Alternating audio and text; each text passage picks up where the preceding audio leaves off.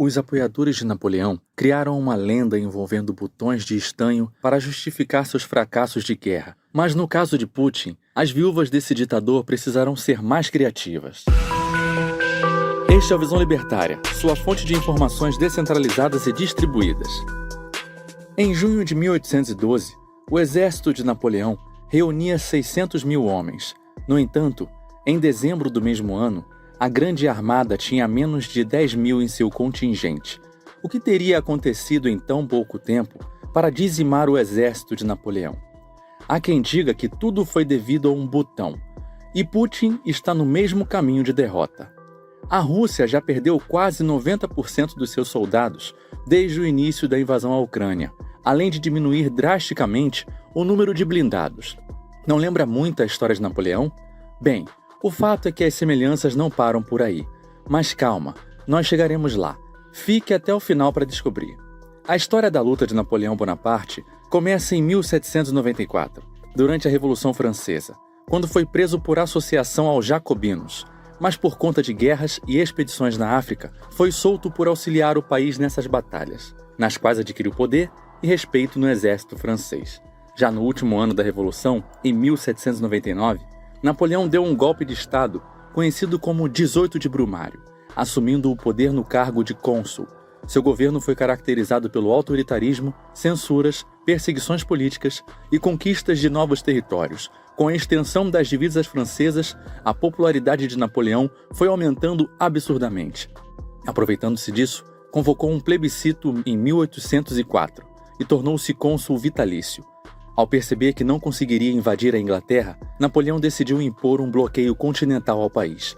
Isso significava que nenhum país da Europa poderia comercializar com a Inglaterra, do contrário, seria invadido. Esse, inclusive, foi o motivo para a família real portuguesa fugir para o Brasil e mudar a história do nosso país. No fatídico ano de 1812, Napoleão começou a enfrentar vários problemas, pois a essa altura, a França já tinha muitos inimigos. Para piorar, a Rússia, que estava seguindo as sanções do bloqueio continental, decidiu entrar na guerra contra Napoleão. Então, a França mobilizou um grande exército, cerca de 600 mil soldados. Contudo, o inverno rigoroso aplacou os soldados de Napoleão. A partir de então, o baixinho com complexo de megalomaníaco começou a perder sua força como imperador. É aí que aparece uma das teorias mais bizarras já propostas por apoiadores de um derrotado. Por mais surpreendente que pareça, a desintegração do exército napoleônico pode ser atribuída a algo tão pequeno quanto um botão. Sim, um botão de estanho, para ser mais exato, que supostamente fechava todas as roupas no exército. Apesar de estranha, essa teoria tem questões científicas plausíveis. Quando a temperatura cai, o estanho metálico começa a se esfarelar, virando um pó cinza e não metálico. Ainda continua sendo estanho, mas com essa estrutura diferente que garante um aspecto de pó. A lenda tenta afirmar que é a partir disso que os homens de Napoleão, quando os botões de seus uniformes se desintegraram, estavam tão debilitados e gélidos que não tinham mais condições de atuar como soldados e, por conta disso, perderam as batalhas. Basicamente, os soldados franceses soltaram as armas para segurar as roupas fechadas e se proteger do frio. Vamos aos fatos. Esse problema do estanho já era conhecido na Europa há séculos. Por que Napoleão arriscaria a roupa de seus soldados de maneira tão boba? Além disso, esse efeito do estanho é lento mesmo em temperaturas baixas, como a do inverno russo. No fim das contas, essa é apenas uma lenda criada pelos derrotados para minimizar seu fracasso. Bom, pelo menos hoje em dia, isso serve como piada nas aulas de química. Agora, voltando aos tempos atuais, as semelhanças entre Putin e Napoleão são impressionantes. Putin trabalhou como oficial de inteligência estrangeira da KGB durante 16 anos, até decidir entrar na carreira política em 1991. Em 1996, ingressou na administração do presidente Boris Yeltsin.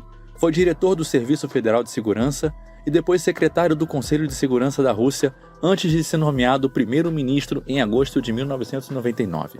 Após a renúncia de Boris Yeltsin, Putin tornou-se presidente interino e, em menos de 4 meses, foi eleito para o seu primeiro mandato como presidente e reeleito em 2004. Devido às limitações constitucionais de 2 mandatos presidenciais consecutivos, Putin serviu novamente como primeiro-ministro de 2008 a 2012, no governo de Dmitry Medvedev.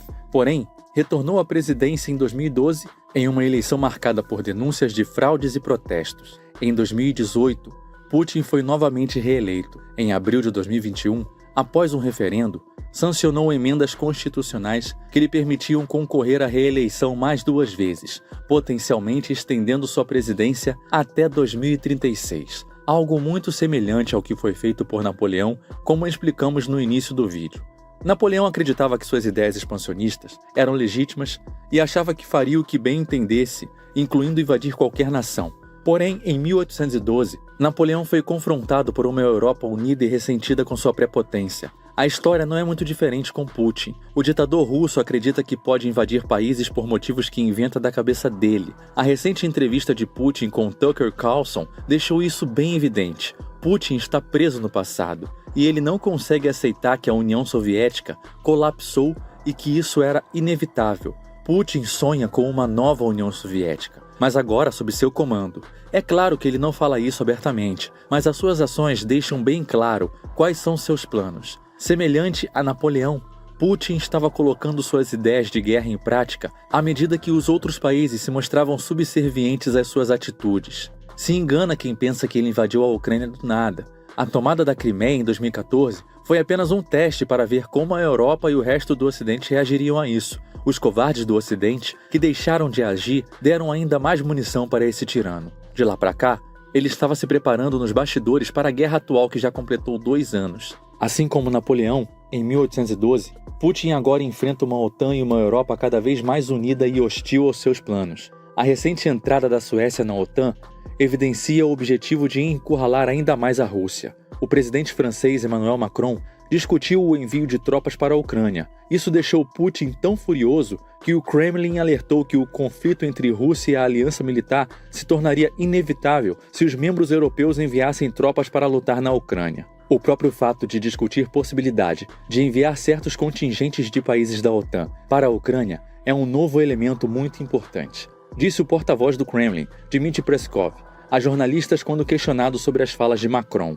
Napoleão ficou tão surpreso quanto Putin está agora, quando viu a Europa se unir contra ele. Putin está claramente envolvido em tantas paranoias e ilusões que nem mesmo deve conseguir entender suas atitudes injustificáveis. Como podemos ver das notícias recentes, Putin parece estar disposto a dobrar a aposta contra a Ucrânia, a OTAN e quem mais ousar peitar seus planos desumanos. O que estamos vendo com a Rússia hoje é um exemplo claro de como governos funcionam.